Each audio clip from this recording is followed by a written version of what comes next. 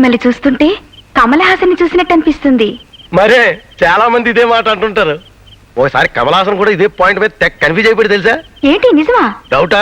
మరి నాయకుడి సినిమాలో కమల్ హాసన్ లాగా పర్మనెంట్ గా నన్నే పెళ్లి చేసుకోకూడదు? అమ్మ బాబోయ్ దెబ్బైపోను. ఎవడ్రా బాబు ఈ టైంలో తలుపు కొడుతున్నాడు?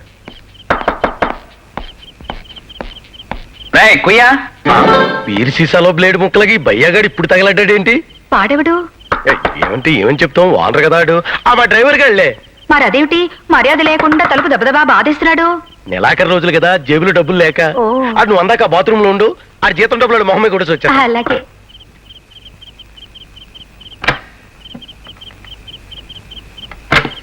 అమ్మయ్యా. ఏంట్రా ఎంతసేపు? నా సంగతి సరే, రాత్రి అంతా అక్కడే ఉంటానని చెప్పి మాట మార్చి మధ్యలో రావడం నీకేమైనా మర్యాదగా ఉందా? నా ఇంటికి నేను రావడానికి నిన్నేంట్రా అడిగేది? ఏంటా ఫేస్ ఏంటి అలా పెట్టావు? ఏం జరిగింది? ఏం జరిగిందంటే విజయలక్ష్మి వచ్చేసింది. విజయలక్ష్మ ఎక్కడ్రా? అరగంటలో పళ్ళు కొనుక్కు వస్తానని పువ్వులు నాకు ఇచ్చేసి వెళ్ళిపోయింది. ఇక్కడ పువ్వులు అక్కడ పళ్ళు ఎందుకట? ఎందుకంటే నువ్వు అర్జెంట్ గా పారిపోతే నీకు చాలా డేంజర్. ఇప్పుడు ఏంట్రా నాకు దారి? ఒక్కటే దారి, నువ్వు మేడ మీద ఉండు, మీదకి రాకుండా నేను మేనేజ్ చేస్తాను. అసలే నాకు అలవాట్లేదు. ఆ ఉషారా నీటి దగ్గర నుంచి నడిచి నడిచి నాకు కాళ్ళు లాక్కుపోతున్నాయి. ఇక మెట్లెక్కే ఓపిక నాకు లేదు.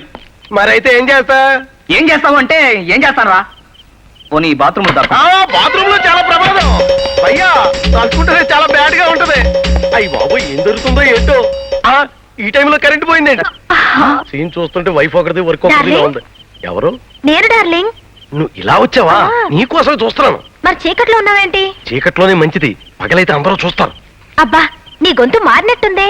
నా గొంతు మారదు, కొంగర జగ్గయ్య వేమూరి గగ్గయ్య టైపు. వేమూరి గగ్గయ్యా? ఇప్పుడు అన్ని చెప్పుకుంటూ కూర్చుంటే బయటకు వచ్చేస్తాడు.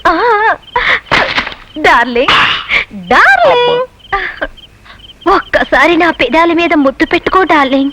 దాందే ఉంది డార్లింగ్, కాసుకో.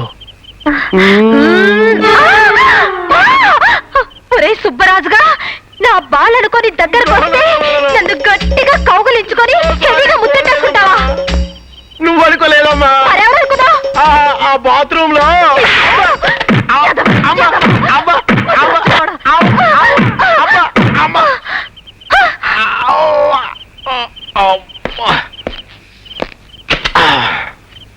ఏమండి ఏమండి